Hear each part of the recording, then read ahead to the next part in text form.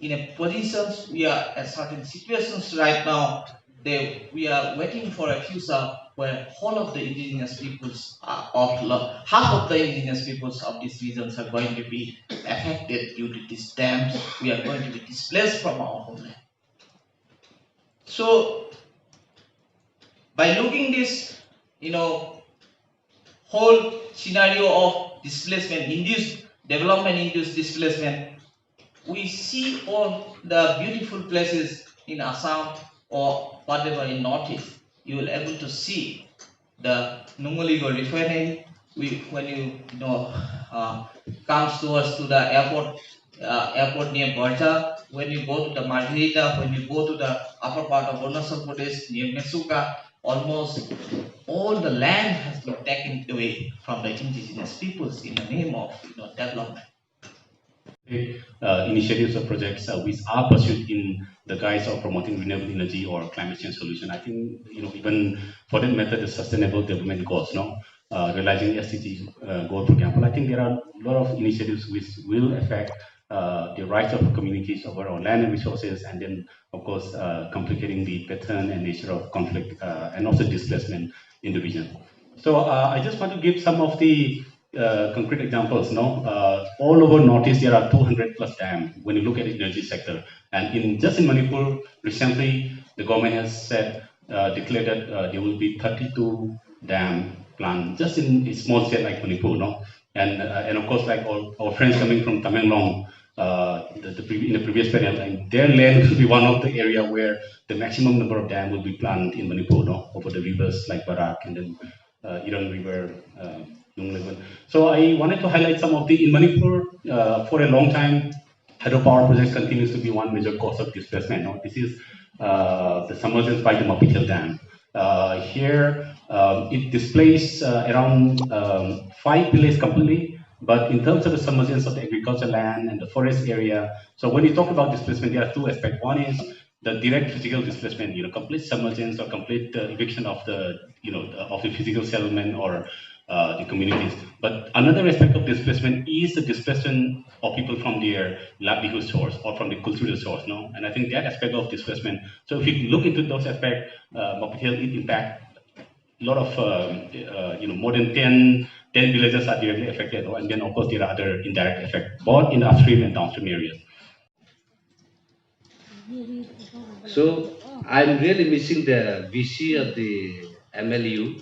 Yesterday he has been here and making always a remark. So we thought that he should be here and make the remark at the same time.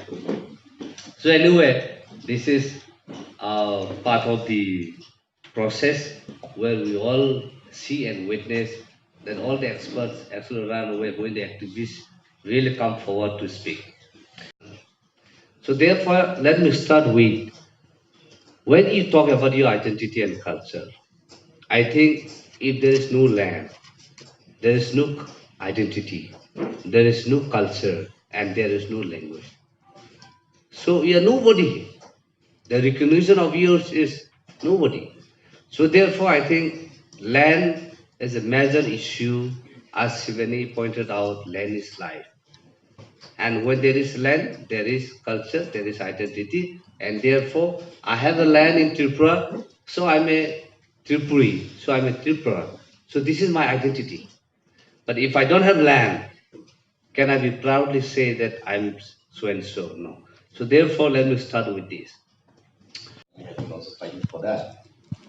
Now, in one hand, our cultural traditional system is so vulnerable now because of our own people. They are corrupted, and the trends that we all know. That is in one hand. Just for example, I can cite 2 persons died while immersing in water because two of them claim that they are the chief. This is the situation now. Market force, exactly what you guys have been presented, development project, companies, government, any other, they are coming.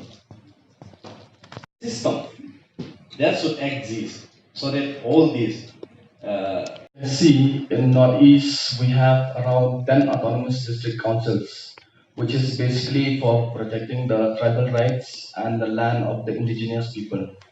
So as we can see, autonomous district council. I don't know in other parts of Northeast, but basically out here in Meghalaya, in the Khasi Hills Autonomous District Council, the Honorable High Court has recently declared that the Autonomous Council is an autonomous body which doesn't need to take any kind of notification from the government, from the state, particular state government, but they can directly deal the bills, the acts, and any bill passed by the council can be directly dealt with the governor. That is how the Honorable High Court has given the verdict, which empowers the district council and which shows the autonomy.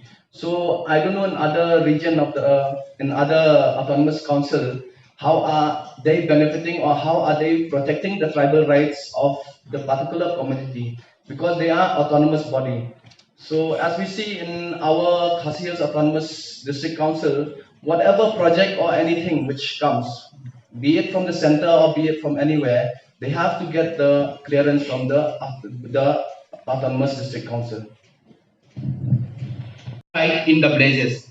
Project is facilitating these blaze and the blaze chief are donating land for one is community CCA is community conserve area that is kind of common property regime and other is the individual activity mainly for kind of horticulture semi permanent kind of thing. Therefore the project is addressing the issues of securing land rights for equality, sustainability and resilience even in the transforming environment. So thank you. In the eco-sensitive zone of Nongkilam Wildlife Sanctuary, which is located in the Riboy district, Meghalaya. This study is a part of my PhD,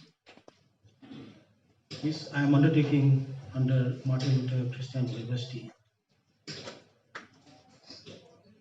Now, as we all know, Meghalaya comes under the 6th scheduled area of the Indian Constitution of India,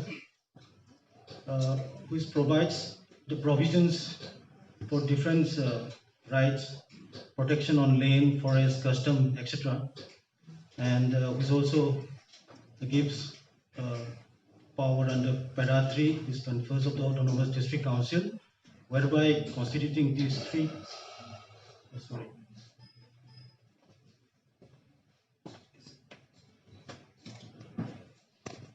they are helping getting stone throw away, literally stone throw away from Bangladesh, from the border with Bangladesh.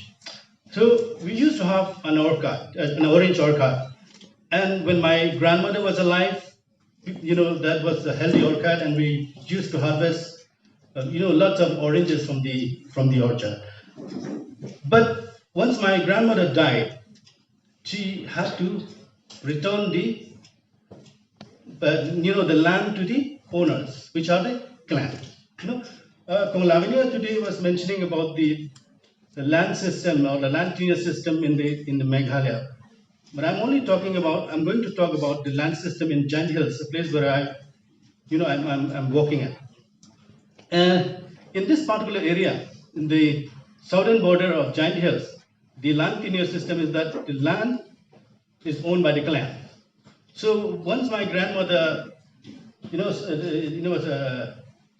stopped doing any kind of cultivation with the land, then it goes back to the clan. That was the story of the orchard. But what happened now? What happened now is, instead of farming, people start doing limestone mining in this area because it's a limestone-rich area. And this tradition has been done away with. While people are still farming, this tradition was alive. But once they start doing mining, clans started to divide the land between themselves.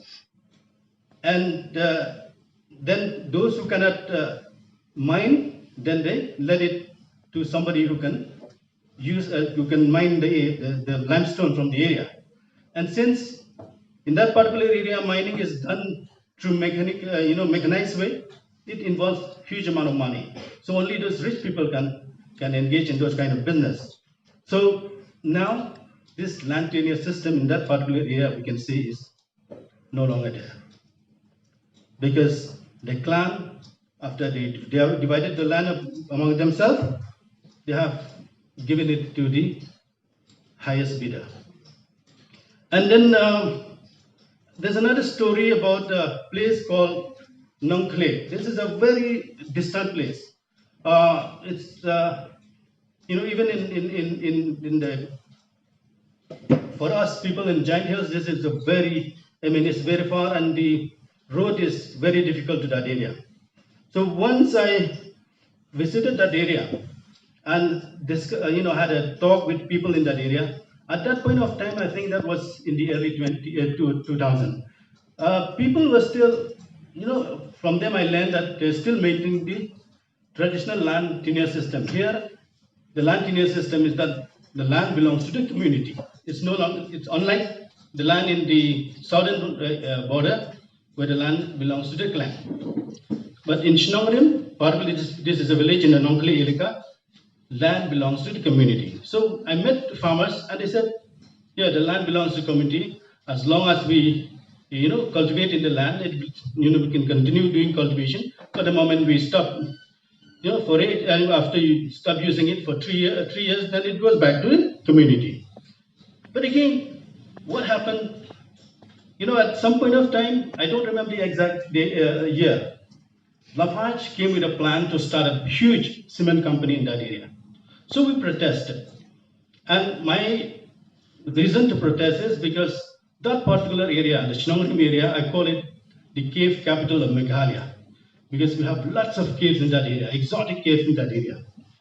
So we went to protest. And after that, we were able to stop Lafarge from mining in that area, or setting up its huge cement plant in that area. But what happened next was, before the coming of Lafarge, the community was still, the land was still owned by the community. People, they never register their land with the district council. They don't register their land with the district council. But once the Lafarge came, then they start seeing the value for the land. So it was the Daloi himself. The Daloi is the head of the Eleka. He's the head of several villages. We call it Eleka and Giant Hills. He was the first to register. He didn't register it in his name, of course, but he registered the land in the name of his family. So he is supposed to protect the tradition, but he was the first person, to register the land in his name. So we see that this is, that the people who are supposed to be the protector of the culture are themselves, involved in doing away with the culture and tradition of our land tenure system. And then another story was post 2014. After mining was banned in Meghalaya, transportation of coal from Meghalaya was banned. A journalist, from a magazine down there came to me, and then we went to do some work. And I told him about a case in a village called Umkarpong. This particular case is that a community land, the community themselves, although part of the community, a small part of the community, were not willing to part with the land, but the majority of the community has already sold the land to the coal miner, the big coal miner in the area. So we went to the district council, along with the reporter of the Down to Earth. We went to ask the officers who's in charge of land system in the district council, Giant Hills Autonomous District Council, and asked her, actually she was a lady, whether it's legal to convert a forest land into an individual land, a community land, a community land which is a forest area, and then convert it into a privately owned land. She said, yeah, it's easy. There's no bar to that. And she said, there is no law to bar people from converting public land into private land. or even forest land to private land. So in this case, it's a community forest. And the community, part of the community has decided to sell the land, which is, the land has a huge coal deficit inside the forest. So this article, this story was published in the Down to Earth magazine, 16 to 31st October 2014 issue. The problem is, even the district council, which is supposed to be the, the guardian, or supposed to be the protector of the land and culture of the people, they don't really have laws. They don't really have laws to protect our land. So land is, passing from one group of people, from the community to group of people, or to even individual. But the latest issue, and I think most of our friends here who are from Meghalaya know about this, is the issue related to limestone mining for making of cement in Narpo area. It was a big issue very recently because one of the biggest cement plant in that area, it's a small area of only 5 kilometers by radius, but we already have more than 8 cement plant in that area. And recently, one of the cement plant,